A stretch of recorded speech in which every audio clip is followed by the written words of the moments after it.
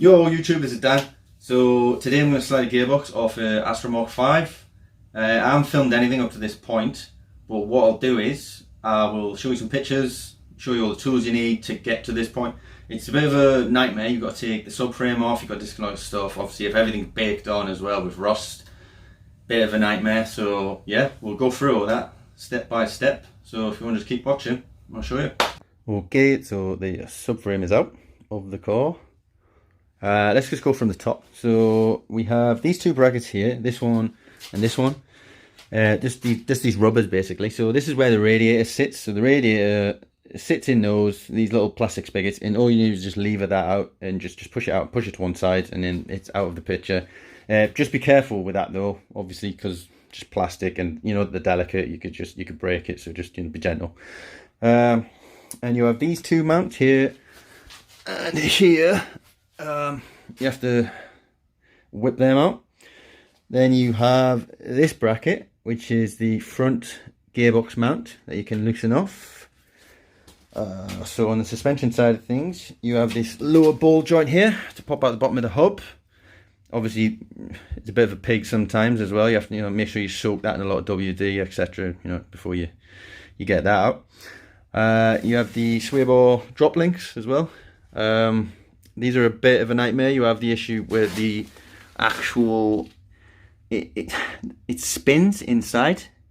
So you have this. Normally they have these. You can see they have this sort of head on it where you can get a spanner on there and you can nip that, and then you can break it off.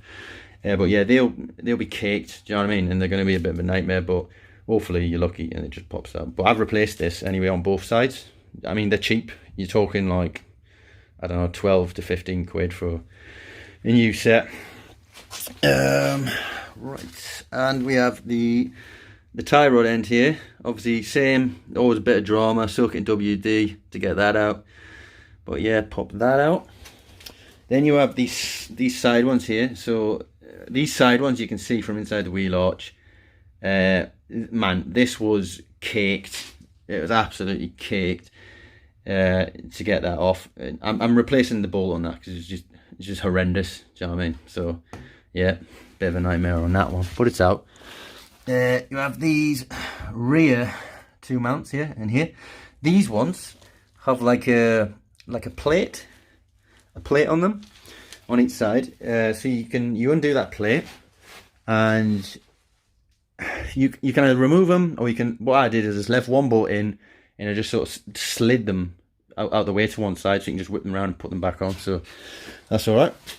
There was a little bracket, these 4 bolts fitted on here, that supports the gearbox linkage. So obviously I've disconnected that from the selector from the top of the gearbox and all that, and just sort of moved that back.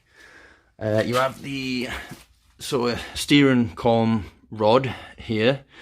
So there's a clamp on that, on this bit, and you'll find that in your footwell. If you just pull your carpet back, you'll see that in the driver's footwell. I can't remember the bolt size, but I'll find out. I'll put that in the description and everything. Before you loosen that off, get a pin pen and mark it so it's aligned with what it's connected to, and then loosen that off, and that'll slide through the bottom of the car. But obviously make sure before you do any of this that you keep your wheels straight, everything straight, so then when you do line this up, put this back, it's in the exact same position in which you come off, so you're not messing with your steering, stuff like that. Yep, so there's that. Electrically, you just have this one loom going to the power steering. So all you got to disconnect on this is, let me look at this one first. So this one goes to the actual battery terminal. Make sure you disconnect that. Then you have this one, which is attached to the one side of the big 80 amp fuse in the small fuse box above the main fuse box. You can't miss it if you pop the lid off that, but you need to take that off. And this electrical connector, obviously you'll see this just above the gearbox somewhere. It's sort of tucked away. I'll show you in the car, but it's best to remove the coolant tank. You can just sort of slide it off. It's pretty easy actually. You can just throw it out the way, and then you can see this and you can pull it off. But make sure you remove this. This is the three points to remove.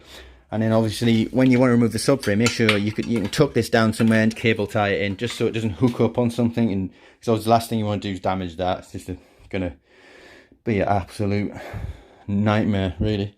But yeah, that's it. We'll go into the car and we'll have another little look.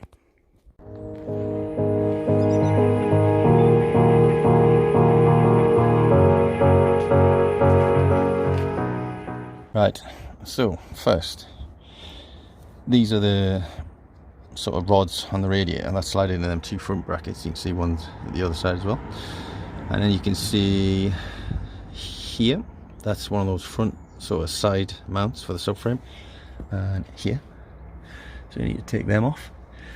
There's the ones you can see from the wheel arch, so you can get from the wheel arch. These ones here, same on the other side. Then you have this sort of the selector bracket that sits on top, and there's those plates that I was telling you about. I don't know if you can see they're just all moving around now, so I just left one bolt in, just moved them out of the way basically, and then you can drop them down. So yeah, that's the sort of main things here. So you can see they're all cracked off on the bell housing now, so there's a gap formed here. So we're nearly there. I'm just going to do the top right side engine mount. So obviously we're going to support the engine under the sump, a couple of blocks of wood under there to protect the sump. But yeah, so we keep that supported, loosen off the passenger side, and hopefully we can just drop this up. So this is what I was talking about earlier. This is where you disconnect from that fuse. So I've took the fuses out anyway, but you can see this terminal here is where you remove that part of the wiring basically, and there's the connector, and then obviously the battery would be fitted here.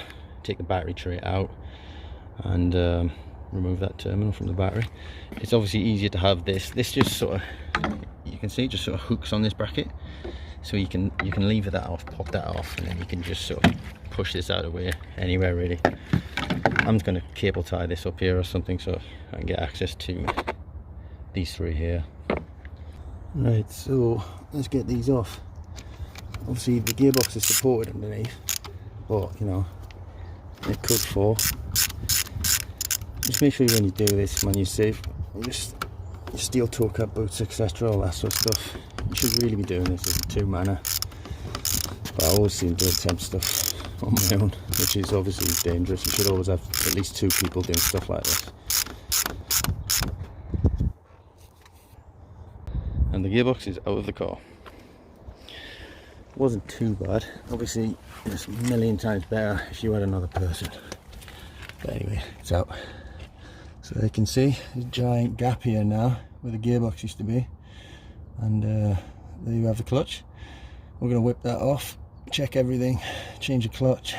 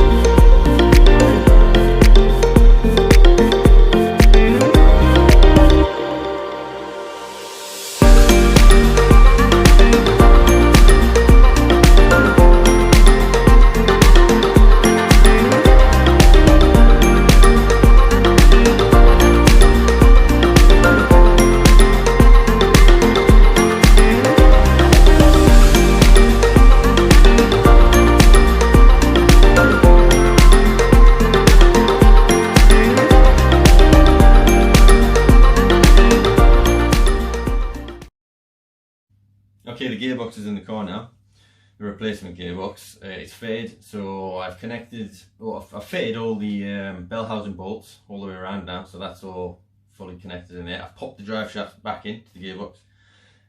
So I'm going to split this video into two. So the second part of this video, we're going to see the subframe go in.